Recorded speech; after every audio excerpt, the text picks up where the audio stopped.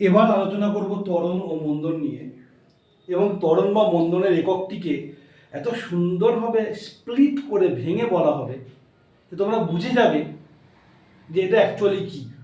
যাদের মনে ধোঁয়াশা রয়েছে তারাও ক্লিয়ার হয়ে যাবে। ভিডিওটা না টেনে দেখো, আর সাউন্ডের প্রবলেম হলে হেডফোন ব্যবহার করো। তো চলো, তো একটু আগে আমরা দেখেছি বস্তুর বেগ অসম বেগ হতে পারে। ইনফ্যাক্ট বেশিরভাগ ক্ষেত্রেই অসম বেগ হয়। সমবেগটা স্পেশাল কেস। সরলরেখা বরাবর সমদ্রুতি নিয়ে চললে তবে সমবেগ, তা না হলেই কিন্তু বেগ অসম। আর অসম বেগে চলছে মানে বেগ হয় বাড়বে আর না হলে বেগ কমবে। যদি বেগ বাড়ে তাহলে আমরা হিসেব করে বলতে পারবো প্রত্যেক সেকেন্ডে কতটা বাড়লো। এই প্রত্যেক সেকেন্ডে কতটা বেগ বাড়লো তাকে আমরা বলবো ত্বরণ। আর যদি বেগ কমে তাহলেও আমরা হিসেব কষে বলতে পারবো প্রত্যেক সেকেন্ডে বেগ কতটা কমলো। প্রত্যেক সেকেন্ডে বেগ যতটা কমলো তাকে আমরা বলবো মন্দন।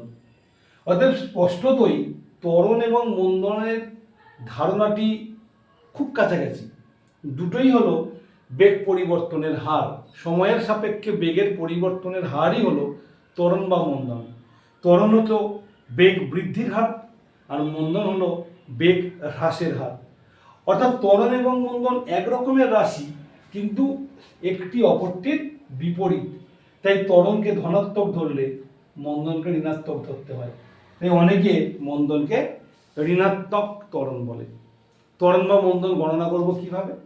এই যে একটু আগেই বললাম অসম বেগে চলছে মানে, ধরো প্রথমে বলে দিল যে একটা বেগ রয়েছে 20 মিটার পার সেকেন্ড, তারপরে এর বেগটা ধরো হলো 10 মিটার পার সেকেন্ড, আর মনে করা যাক এর মধ্যে 20 সেকেন্ড অতিবাহিত হয়েছে, তাহলে তার বেগ কমেছে। বেগ কতটা কমেছে বিয়োগ করলেই পাবো 10 মিটার পার সেকেন্ড কমেছে।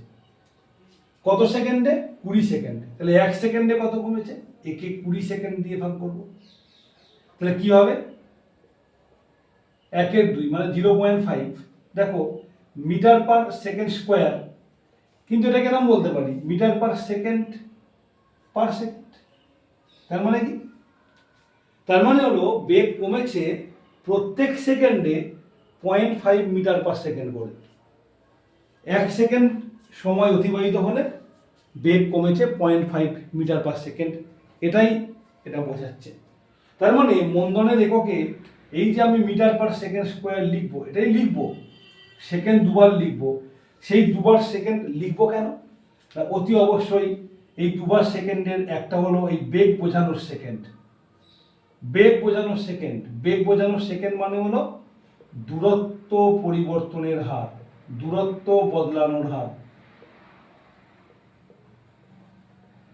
আর এই যে সেকেন্ড, এটা একদম বিশুদ্ধভাবে সময়। সেটা ব্যবহার করছি কেন? ব্যবহার করছি বেগ পরিবর্তনের হার মাপার জন্য। সময় দুবার ব্যবহার করছি, একবার বেগ বোঝাতে অর্থাৎ দূরত্ব বদলানোর হার বোঝাতে, আর একবার সময় বোঝাতে অর্থাৎ বেগ পরিবর্তনের হার বোঝাতে। এই দুবার আমরা এখানে সেকেন্ড কথাটি ব্যবহার করছি।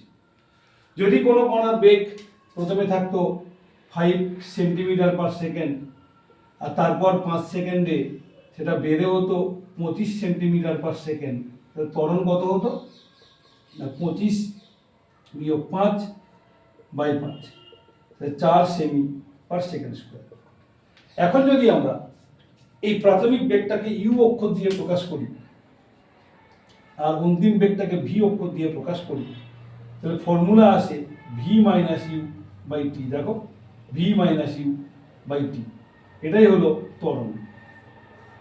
এইবার এই যে অঙ্কটা করেছিলাম একটু আগে, সেই অঙ্কটাই যদি আমি ভুল করে এই ফর্মুলায় মান বসিয়ে দিতাম, কি উত্তর আসতো খেয়াল করে দেখো। ভি মানে 10, ইউ মানে 20, টি মানে 5। দেখো উত্তর আসতো -10/5, -2 মিটার পার সেকেন্ড স্কোয়ার। আমি দেখতে পাচ্ছি বেগ কমেছে, আমার মন্দন গণনা করার কথা ছিল, তো কথা হওয়া উচিত ছিল, কিন্তু আমি করলাম কি ত্বরণের মতো করে ত্বরণের ফর্মুলা ব্যবহার করে মান বের করে দিলাম, আর বার করতে দেখো একটা মাইনাস চিহ্ন চলে এসছে। এই মাইনাস চিহ্ন এসে বুঝিয়ে দিয়েছে এটা মন্দন। এক্ষেত্রে আমরা উত্তর কি দেবো? যদি ত্বরণ বলি তাহলে মাইনাস নিয়ে বলবো, অর্থাৎ বলবো যে ওই কণার ত্বরণ minus 2 metre per second square. কিন্তু যদি মন্দন দিয়ে বলি তাহলে মাইনাসটা বলবো না, বলবো যে ওই কণার মন্দন 2 মিটার পার সেকেন্ড স্কোয়ার। তাহলে এই হলো ত্বরণ এবং মন্দনের ধারণা। আশা করি ত্বরণ এবং মন্দনের এই যে ধারণাটি তোমাদের কাছে ক্লিয়ার হয়েছে। এটা খুব ছোটই হলো ভিডিওটা, তাও আমি সুন্দর করে বোঝার জন্য, তোমাদের সুবিধার জন্য এই ভিডিওতে আমি অন্য কোনো কিছু অ্যাড করলাম না। পরবর্তী ভিডিওতে আমরা গতীয় রাশিগুলো শেষ করেছি, গতীয় সমীকরণ নিয়ে আলোচনা করব। খুব শীঘ্রই পরবর্তী ভিডিও আসছে।